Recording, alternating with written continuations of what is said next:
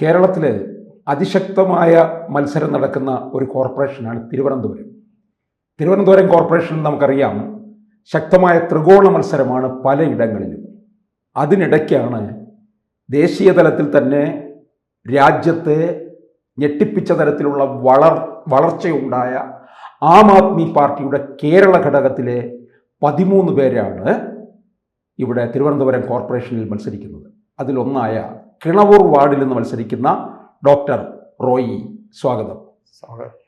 ആം ആദ്മി പാർട്ടിക്ക് തിരുവനന്തപുരത്ത് വലിയ വേരുറപ്പിക്കാൻ സാധിച്ചിട്ടുണ്ടോ? എനിക്ക് ഓർമ്മ വരുന്നത്, ആദ്മി പാർട്ടി രൂപീകൃതമായ ആ ഒരു സമയത്ത് നടന്ന പാർലമെൻറ്റ് തെരഞ്ഞെടുപ്പിൽ ഒ രാജഗോപാലിനോടൊക്കെ അതിശക്തമായി എതിർത്ത് നിന്ന ഒരു സ്ഥാനാർത്ഥി ഉണ്ടായിരുന്നു. പിന്നെ നമുക്ക് ഇവരെയൊന്നും കേൾക്കാൻ കൂടി കഴിഞ്ഞിട്ടില്ല എന്നുള്ളതാണ്. അപ്പോൾ ദേശീയ തലത്തിൽ തന്നെ ആം ആദ്മി ഒന്ന് കയറി വന്നു, പിന്നെ ഒരു താഴ്ച ഉണ്ടായിരിക്കുന്നു. ഈ വേളയിൽ കേരളത്തിൽ എത്രത്തോളം പ്രസക്തിയാണ് വരുന്നത്, പ്രത്യേകിച്ച് തിരുവനന്തപുരത്ത്? എന്നും കേരളത്തിലെ ജനങ്ങൾ മാറ്റത്തിന് തയ്യാറാണ് എന്നുള്ളതിൻ്റെ സൂചനയാണ് സാർ പറഞ്ഞത്.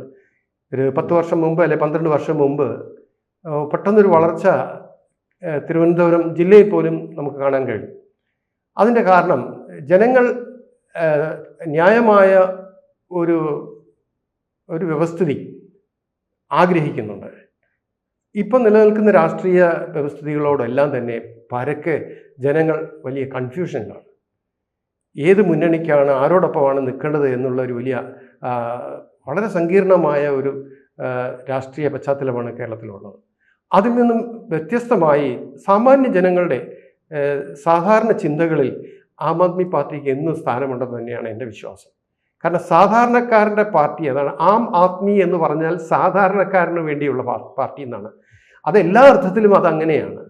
അപ്പോൾ അത് തന്നെ ആ ചൂല് എന്ന് പറയുന്ന ചിഹ്നം തന്നെ ഞങ്ങൾ എടുത്തിരിക്കുന്നത് ഇത് സാധാരണക്കാരൻ കൈകാര്യം ചെയ്തൊരു സാധനമാണ്. അല്ലാതെ മറ്റുള്ളവരെ ഉപദ്രവിക്കാനോ അല്ലെങ്കിൽ വെട്ടാനോ കിളയ്ക്കാനോ കഠിനാധ്വാനത്തിൻ്റെ ഒന്നുമില്ല. വളരെ ലളിതമായി നമ്മുടെ പരിസരം വൃത്തിയാക്കുന്ന ഏറ്റവും ലളിതമായ ഒരു ഉപകരണം എന്നുള്ള നിലയിലാണ് ചൂല് എന്ന് പറയുമ്പോൾ.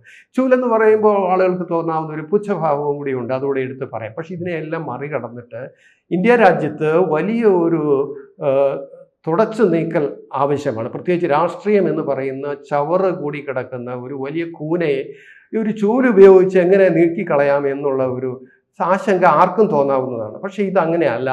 വളരെ അണ്ണാരക്കണ്ണനും തന്നാലാവുതെന്ന് പറഞ്ഞ് തൂത്ത് തൂത്ത് തൂത്ത് തൂത്ത് ഇന്ത്യ മഹാരാജ്യം വെടിപ്പാക്കുക എന്നുള്ളത് വലിയ ദൗത്യമാണ് അരവിന്ദ് കെജ്രിവാൾ ഏറ്റെടുത്തിരിക്കുന്നത്. കേരള മക്കളും അതിനോടൊപ്പം തന്നെയാണ്. ഇന്ത്യയിലെ മിക്ക സംസ്ഥാനങ്ങളും ഇത് ഏറ്റെടുത്തിട്ടുണ്ട്. ഇത് വേണ്ടത്ര ഒറ്റയടിക്കൊന്നും വൃത്തിയാക്കാനോ ഈ രാഷ്ട്രീയത്തിൽ ഒരു പുതിയ സംസ്കാരം കൊണ്ടുവരാനോ ഒരു രാഷ്ട്രീയ വിദ്യാഭ്യാസം സമൂലമായി ഇന്ത്യ മഹാരാജ്യം എന്ന് പറഞ്ഞാൽ ലോകം തന്നെയാണ് വലിയ രാഷ്ട്രീയ മാറ്റത്തിന് കാരണമാകുന്നത് എന്നാണ് ഞാൻ വിശ്വസിക്കുന്നത്. ഈ 13 വാർഡുകളിലാണ് തിരുവനന്തപുരത്ത് മത്സരിക്കുന്നത്, 101 വാർഡുകൾ ഉള്ളിടത്ത്. അപ്പോൾ ഒരിടമെങ്കിലും നിങ്ങൾക്ക് ഈ കോർപ്പറേഷനിൽ എത്തിക്കാൻ കഴിയും? തീർച്ചയായിട്ടും കഴിയും. ഈ 13 സ്ഥാനാർത്ഥികളും ജയിക്കാവുന്നവരെയാണ് ഞങ്ങൾക്ക് വേണമെങ്കിൽ ഒരു 25 50 പേരെ അല്ലെങ്കിൽ 100 പേരെയോ നിർത്താൻ ബുദ്ധിമുട്ടുണ്ടായിട്ടൊന്നുമല്ല. പക്ഷെ ഞങ്ങൾ വളരെ സെലക്റ്റീവായിട്ട് നല്ല എന്താ പറയുക, പ്രവർത്തന മണ്ഡലത്തിലും അതുപോലെ തന്നെ ജീവിത മണ്ഡലത്തിലും നല്ല വ്യക്തിത്വമുള്ള ആൾക്കാരെ തിരഞ്ഞുപിടിച്ചാണ് ഞങ്ങൾ ഇതിനകത്ത് സ്ഥാനാർത്ഥികളാക്കി കൊണ്ടുവന്നിരിക്കുന്നത്. അല്ലാതെ ആരുടെയെങ്കിലും സമ്മർദ്ദത്തിലൊന്നും ഇതിനകത്ത് ആരും കടന്നു വന്നിട്ടില്ല. വളരെയേറെ സേവന സന്നദ്ധരായ ആൾക്കാരെ മാത്രം ഉൾക്കൊള്ളിച്ചിട്ടുണ്ട്. അതാണ് 13 എന്ന് പറയുന്ന നമ്പർ തന്നെ ഒന്ന് ശ്രദ്ധിച്ചാൽ അറിയാം. അതിന് കൃത്യത ഉണ്ട്. ആ കൃത്യതയിലാണ് നമ്മൾ ആളുകളെ സെലക്ട് ചെയ്ത് നിർത്തിയിരിക്കുന്നത്. തീർച്ചയായും ഈ 13 സീറ്റിലും ഞങ്ങൾ വിജയിക്കുമെന്ന് തന്നെയാണ് ഞങ്ങളുടെ പ്രതീക്ഷ. കാരണം ഇത് ജനങ്ങളാണ് ഇതിൻ്റെ വിധി എഴുതുന്നത്. ജനങ്ങളുടെ നിലവാരം ഉയരുന്നതനുസരിച്ച് തീർച്ചയായും ഈ 13 പേരും ജയിക്കുന്നത് തന്നെയാണ് ഞങ്ങളുടെ. ഈ റോയ് സാറിന് ഏതെങ്കിലും രാഷ്ട്രീയ പാർട്ടികളുടെ സമ്മർദ്ദം ഉണ്ടായിട്ടുണ്ടോ പിന്മാറണം എന്ന് പറഞ്ഞ്? കാരണം റോയ് സാറിന് വാർഡിൽ എല്ലാവർക്കും അറിയാവുന്നതാണ്. കാരണം ഒരു അധ്യാപകനായിരുന്നു. അതുകൊണ്ട് ചെല്ലുന്ന വീടുകളിലെല്ലാം ശിഷ്യഗണങ്ങളുണ്ടാകും. അവർക്കാർക്കും സാറിനെ തള്ളിക്കളയാൻ പറ്റത്തില്ല. അപ്പോൾ കുറച്ച് വോട്ട് മറിക്കും എന്ന് മറ്റ് രാഷ്ട്രീയ പാർട്ടികൾ കാണുന്നുണ്ട്. ഏതെങ്കിലും സമ്മർദ്ദം ഉണ്ടായിട്ടുണ്ടോ? അങ്ങനെ നേരിട്ട് എനിക്ക് സമ്മർദ്ദമൊന്നും ഉണ്ടായിട്ടില്ല. അതിന് പറ്റുന്ന ഒരു സാഹചര്യം ഇല്ലെന്ന് തന്നെയാണ് ഞാൻ വിശ്വസിക്കുന്നത്. കാരണം ഇപ്പോൾ തിരുവനന്തപുരം മാർ ഇവാനിയസ് കോളേജ്, അല്ലെങ്കിൽ സർവോദയ വിദ്യാലയ, അല്ലെങ്കിൽ അവിടെയുള്ള തിരുവനന്തപുരം മേജർ സെമിനാരി, ഇവിടെയെല്ലാം ഞാൻ അധ്യാപകനായിരുന്നത് കൊണ്ട് എന്നെ സംബന്ധിച്ചിടത്തോളം ഞാൻ അറിയാത്ത വീടുകൾ അവിടെ കുറവാണ്. ഞാൻ പഠിപ്പിച്ചിട്ടില്ലാത്ത കുട്ടികൾ, പഠിപ്പിച്ച കുട്ടികൾ ഉള്ള വീടുകളാണ് അധികവും. ആ നിലയിൽ തീർച്ചയായും അങ്ങനെ എനിക്ക് അവിടെ 50 വർഷമായിട്ട് ജീവിക്കുന്ന ഒരാൾ, ഞാനൊരു സ്കൂൾ വിദ്യാർത്ഥിയായിരുന്നപ്പോൾ തൊട്ട് നാലാഞ്ചിറ ജീവിക്കുന്ന ഒരാളാണ്. അപ്പോൾ തീർച്ചയായും എന്നെ നല്ലതുപോലെ അറിയുന്നവരാണ്. അവരിലാരും തന്നെ അതിൽ ഉള്ളവരാണ് മറ്റ് സ്ഥാനാർത്ഥികളും എന്നാണ് ഞാൻ വിശ്വസിക്കുന്നത്. അപ്പോൾ അവരാരും തന്നെ എൻ്റെ സ്ഥാനാർത്ഥിത്വത്തെ ഏതെങ്കിലും തരത്തിൽ ചോദ്യം ചെയ്യുകയോ അല്ലെങ്കിൽ ഞാനൊന്ന് മാറിയിരുന്നു എങ്കിൽ ഇന്ന് ചിന്തിക്കും എന്ന് ഞാൻ കരുതുന്നില്ല. അത്രയേറെ ഒരു പരിഗണന എനിക്ക് അവിടെ ഉണ്ട് എന്നാണ്, അത് രാഷ്ട്രീയ പാർട്ടികളിൽ നിന്നായാൽ പോലും ഉണ്ട് എന്നാണ് എൻ്റെ വിശ്വാസം. തീർച്ചയായിട്ടും എനിക്ക് അവിടെ ഒരു നിർണായകമായ വോട്ട് കിട്ടുമെന്ന് തന്നെയാണ് എൻ്റെ ബലമായ വിശ്വാസം. പിന്നെ എന്നെ അറിയാത്തവരാരും തന്നെ അവിടെ ഉണ്ടെന്ന് ഞാൻ കരുതുന്നില്ല. അതാണ് അവസ്ഥ. ഇപ്പോഴത്തെ സാഹചര്യത്തിൽ തിരുവനന്തപുരത്ത് ഭരണം മാറിമറിയാനുള്ള സാധ്യതയുണ്ടോ? പ്രത്യേകിച്ച് സംസ്ഥാന തലത്തിൽ തന്നെ ഒരു ഭരണവിരുദ്ധ വികാരം നിൽക്കുന്ന സ്ഥിതിക്ക്. തീർച്ചയായിട്ടും. കാരണം എന്ന് പറഞ്ഞാൽ എന്തായാലും ഈ കേരളത്തിൻ്റെ ഒരു ചരിത്രം നമ്മൾ നോക്കിയാൽ അറിയാം. മാറി മാറി വരുന്ന ഭരണം, ഇതിനൊരു കാരണമുണ്ട്. അതിന് പ്രധാനമായ കാരണം ഈ ഭരണത്തോടുള്ള വിയോജിപ്പും എതിർപ്പുമാണ്. നിവൃത്തിയില്ലാതെ ജനങ്ങൾ മറുപക്ഷത്തിന് വോട്ട് ചെയ്യും. ഇവിടെ കേരളത്തിൻ്റെ ഒരു പ്രത്യേക സാഹചര്യം എന്ന് പറയുന്നത്, രാഷ്ട്രീയ സാഹചര്യം എന്ന് പറയുന്നത്, 2 പക്ഷമേ ഉള്ളൂ, ഇടതുപക്ഷവും വലതുപക്ഷവും. മൂന്നാമതൊരു പക്ഷത്തിനും തള്ളിക്കയറാൻ വളരെ സമയമെടുക്കും. നമുക്കറിയാം, ഇന്ത്യ ഭരിച്ചിട്ട് ഏതാണ്ട് 2 പതിറ്റാണ്ടോളം ആകുന്നു BJP അല്ലെങ്കിൽ ദേശീയ പാർട്ടികൾ. എന്നിട്ട് പോലും ഇവിടെ ഒരു എൻട്രി കിട്ടാനായിട്ട് അവർ വളരെ സ്ട്രഗിൾ ചെയ്യുന്നു പറഞ്ഞാൽ ഈ 2 പക്ഷം ഇവിടെ വളരെ പ്രബലമായിട്ട് നിൽക്കുകയും മറിച്ചൊരു പക്ഷത്തെ അംഗീകരിക്കാൻ കേരള ജനത തയ്യാറല്ല. ആ നിലയിൽ നിൽക്കുമ്പോൾ ഇനിയിപ്പോൾ മറിച്ചൊരു വിധിയെഴുത്ത് ഏത് ഇലക്ഷനായാലും അങ്ങനെയാണ് സംഭവിക്കുന്നത്. പക്ഷെ ഒരു വലിയ മാറ്റത്തിന് വേണ്ടിയാണ് BJP വരുന്നതെന്ന് പറയുന്നുണ്ടെങ്കിൽ പോലും അവർക്കൊരു വലിയ മാറ്റം നിലനിർത്തുന്നത്, അവർക്ക് ഈ 2 പക്ഷത്തിൻ്റെയും ഭാഗമായിട്ട് നിൽക്കുന്ന ഒരവസ്ഥയെ ഉണ്ടായിട്ടുള്ളൂ ഇന്ന് വരെ. ഇവരുടെ 2 കൂട്ടരുടെയും സപ്പോർട്ട് ഇല്ല, ഏതെങ്കിലും ഒരു കൂട്ടരുടെ സപ്പോർട്ടോടു കൂടിയാണ് അവർ കുറച്ചെങ്കിലും ഇവിടെ ഒരു സ്ഥാനം എത്താൻ സാധിക്കുന്നത്. അല്ലാതെ നിഷ്പക്ഷമായിട്ട് BJPക്ക് ഇവിടെ ഒരു ആധിപത്യം പുലർത്താനോ ഇവിടെ ഒരു ചെറിയ സ്ഥാനം പോലും എത്താൻ അവർക്ക് സാധിക്കാത്തത് അങ്ങനെയാണ്.